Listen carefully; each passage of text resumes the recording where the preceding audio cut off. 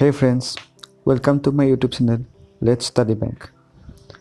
মই মানস কলিতাই আজি আমি আলোচনা কৰিম যিকোনো বেংক বা সকলোবোৰ বেংক আৰু ৰেলৱেৰ যিবিলাক এক্সাম আছে গোটেইবিলাক এক্সামত মেথছ অৰ্থাৎ কোৱান্টিটিভ এপ্টিটিউডৰ যিখিনি সিলেবাছ লাগে সেই গোটেই সিলেবাছটো আমি আজি আলোচনা কৰিম।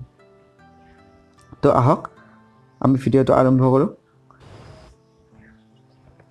তো আমাৰ মেথছৰ যিটো গোটেই সিলেবাছ আছে সেই সিলেবাছটোক আমি দুটা পাৰ্টত ভাগ কৰিব পাৰোঁ।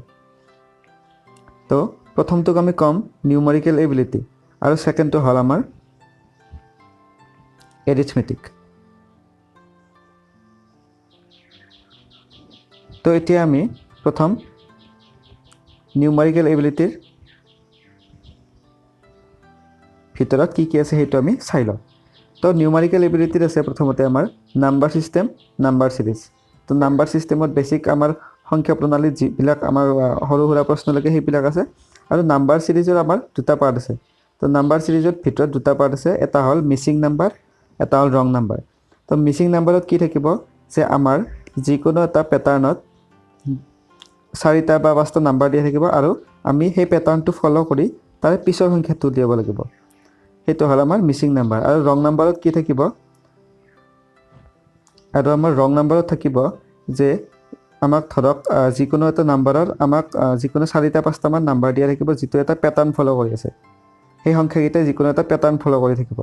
আৰু এতিয়া আমি সেই পেটাৰ্ণটো ফলো কৰি তাৰে ভিতৰত এটা ভুল নম্বৰ থাকিব, ভুল সংখ্যা থাকিব, সেই ভুল সংখ্যাটো আমি উলিয়াব লাগিব। সেইটো আমাৰ ৰং নাম্বাৰৰ ভিতৰত পৰে। তো এই গোটেইখিনি আমাৰ মিছিং নাম্বাৰ আৰু ৰং নাম্বাৰৰ ভিতৰত এইখিনি থাকিব। তাৰপিছত কোৱাড্ৰেটিক ইকুৱেশ্যন মানে যিবিলাক আমি হাইস্কুলত থাকোঁতে দ্বিঘাত সমীকৰণ পাইছিলোঁ সেইবিলাক হ'ল সেইবিলাক আহিব তাতে। HCF LCM অৰ্থাৎ লসাগু আৰু গসাগু, ডেচিমেল দশমিক সংখ্যা, ফ্ৰেকশ্যন, তাৰপিছত চিম্প্লিফিকেশ্যন এপ্ৰক্সিমেশ্যন যিকোনো সৰল কৰা টাইপৰ কুৱেশ্যন আহিব পাৰে। তাৰপিছত পাৰ্চেণ্টেজ আহিব, এভাৰেজ অৰ্থাৎ দুটা বা তাত অধিক নম্বৰৰ গড় লোৱা। তাৰপিছত ডাটা ইণ্টাৰপ্ৰিটেশ্যন আমি পৰিসংখ্যা আমাৰ হাইস্কুলত থাকোঁতে পৰিসংখ্যাৰ চেপ্টাৰৰ কেইটাত আমি পাইছিলোঁ, সেই ডাটা ইণ্টাৰপ্ৰিটেশ্যনটো তাৰ পৰাই তেনেকুৱা টাইপৰ আহিব পাৰে। আৰু ডাটা সাফিচিয়েঞ্চি। তো এইখিনি আমাৰ নিউমেৰিকেল এবিলিটিৰ আণ্ডাৰত থকা হ'ল সিলেবাছ। এতিয়া যদি আপোনালোকে বিচাৰে আপোনালোকে এটা স্ক্ৰীনশ্বট লৈ থৈ দিব পাৰে যাতে পিছত আপোনালোকৰ কামত আহে। তো আমাৰ নেক্সট পাৰ্টটোত আছে এৰিথমেটিক। তো এৰিথমেটিকৰ ভিতৰত কি থাকিব, প্ৰব্লেমছ অন ট্ৰেইনৰ লগত জড়িত প্ৰব্লেম, আৰু পাইপৰ লগত সম্বন্ধিত, মিক্সাৰ ৰিলিগেশ্যন অৰ্থাৎ মিশ্ৰণৰ লগত, যেনেকুৱা ধৰক এজন গোৱালে 5 লিটাৰ গাখীৰৰ লগত 1 লিটাৰ গাখীৰ মিক্স কৰে, 5 লিটাৰ গাখীৰৰ লগত 3:2 মিক্স কৰে, তেনেকুৱা টাইপৰ কুৱেশ্যন আহিব। তাৰপিছত প্ৰফিট লছ, বোট আৰু ষ্ট্ৰীম, নাও আৰু হতৰ লগত সম্বন্ধিত কুৱেশ্যন। তাৰপিছত প্ৰবাবিলিটি আমি যিটো পৰিসংখ্যাত পাইছিলোঁ আমি হাইস্কুলত থাকোঁতে তেনেকুৱা টাইপৰ probability, partnership, ratio' proportion, permutation combination, simple interest অৰ্থাৎ সৰল সুদ আৰু মিশ্ৰ সুদ, তাৰপিছত টাইম এণ্ড ৱৰ্ক আৰু টাইম এণ্ড ডিষ্টেঞ্চ। তো এই দুয়োটা মিলি কিনে এটা বা দুটা কুৱেশ্যন আহে, দুয়োটা একেলগে লগ কৰি কিনে। তাৰপিছত আহে বয়সৰ লগত সম্বন্ধিত অৰ্থাৎ এজ প্ৰব্লেম। তো এতিয়া আপুনি এইখিনিৰ স্ক্ৰীনশ্বট লৈ থৈ দিব পাৰে। তো এতিয়া আমি এটা বস্তু চাওঁ যে আমাৰ যিটো নিউমেৰিকেল এবিলিটি পাৰ্ট আছে আৰু যিটো এৰিথমেটিক পাৰ্ট আছে, তো নিউমেৰিকেল এবিলিটি পাৰ্টটো অলপমান এৰিথমেটিকতকৈ বেছি স্ক'ৰিং টপিক হৈ যায়। নিউমেৰিকেল এবিলিটি পাৰ্টটো আমাৰ স্ক'ৰিং হৈ যায়। ইয়াৰ কাৰণটো কি যে নিউমেৰিকেল এবিলিটিৰ যিবিলাক টপিক আছে এই গোটেইকেইটা টপিকত কিছুমান সূত্ৰ বা কিছুমান পেটাৰ্ণ টাইপৰ ফ'ল' কৰি আমি গোটেইখিনি আমি এনচাৰ পাই যাব পাৰোঁ। অৰ্থাৎ এইটো কিছুমান সূত্ৰ প্ৰয়োগ কৰি কিনে আমি কম সময়ৰ ভিতৰতে বা ট্ৰিক ইউজ কৰি কিনে আমি কম সময়ৰ ভিতৰতে আমি এইবিলাকৰ এনচাৰটো উলিয়াব পাৰোঁ। কিন্তু আমাৰ যিটো এৰিথমেটিক টপিক আছে, এৰিথমেটিকত আমি কি কৰিব লাগে, এৰিথমেটিকৰ আণ্ডাৰত যিকেইটা টপিক আছে সেই গোটেইবোৰ টপিকত আমাৰ বেছিকটো বহুত ষ্ট্ৰং হ'ব লাগে। বহুত বুলি নকওঁ, ধৰক প্ৰি লেভেলৰ বেছিকটো অলপমান ষ্ট্ৰং হ'ব লাগে। তো ক'বলৈ গ'লে আমাৰ এৰিথমেটিকৰ টপিকত কি হ'ব লাগে, বেছিকটো ষ্ট্ৰং হ'ব লাগে, তেতিয়াহে আমি এই গোটেইবিলাক টপিক আমি সহজতে কৰিব পাৰোঁ। গতিকে সেই হিচাপে চাবলৈ গ'লে আমাৰ নিউমাৰিকেল এবিলিটি পাৰ্টটোত আমি বেছি স্ক'ৰ কৰিব পাৰোঁ। তো বন্ধুসকল এইখিনি আছিল আমাৰ বেংক আৰু ৰেলৱেৰ মেথছৰ কমপ্লিট চিলেবাছটো। তো আশা কৰোঁ আপোনালোকে বুজি পালে। যিহেতু আমাৰ RRBৰ PO আৰু ক্লাৰ্কৰ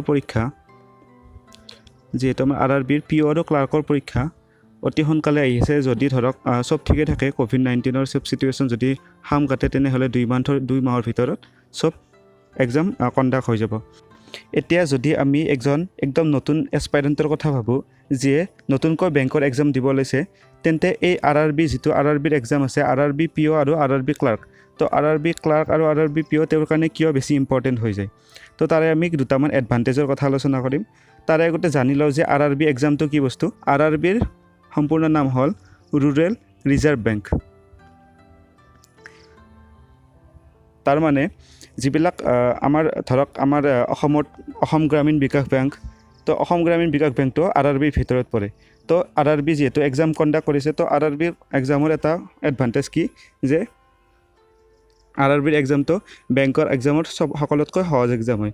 গতিকে যদি এজন নতুন এছপাইৰেণ্টে RRBৰ এক্সামৰ পৰীক্ষা দিম খুজিছে, তেওঁৰ কাৰণে বেনিফিচিয়েল হ'ব, কিছুমান বেনিফিট হ'ব। তো সেই বেনিফিটবিলাক ডিছকাছ কৰোঁ যে যদি কোনোবা এজনে RRBৰ অফিচ এছিষ্টেণ্টৰ এক্সাম দিব খুজিছে, অফিচ এছিষ্টেণ্টক যাক আমি সৰল ভাষাত ক্লাৰ্ক বুলি কওঁ। তো RRBৰ অফিচ এছিষ্টেণ্টৰ এক্সামত আমাৰ যিটো আমাৰ এৰিথমেটিক এবিলিটিৰ পাৰ্ট আছে, সেই এৰিথমেটিক এবিলিটিৰ পাৰ্টটো আমাৰ নাহে। তো এইটো চবচে ভাল কথা এটা হৈ যায়। আৰু দ্বিতীয়টো সুবিধা হ'ল যে RRBৰ ক্লাৰ্কৰ প্ৰি এক্সামত আমাৰ ইংলিছৰ পেপাৰখন নাথাকে। অৰ্থাৎ RRB ক্লাৰ্কৰ প্ৰি এক্সামত আমাৰ কেৱল কোৱান্টিটিভ এপ্টিটিউডৰ কেৱল নিউমাৰিকেল এবিলিটিখিনি আৰু ৰিজনিং থাকে।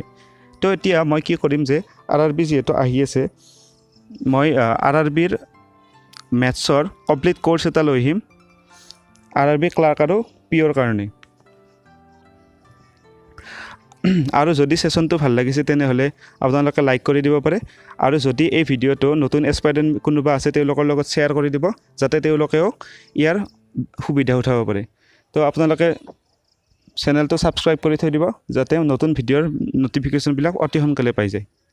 ধন্যবাদ। তেতিয়ালৈকে নেক্সট ভিডিঅ'ত লগ পাম। See U.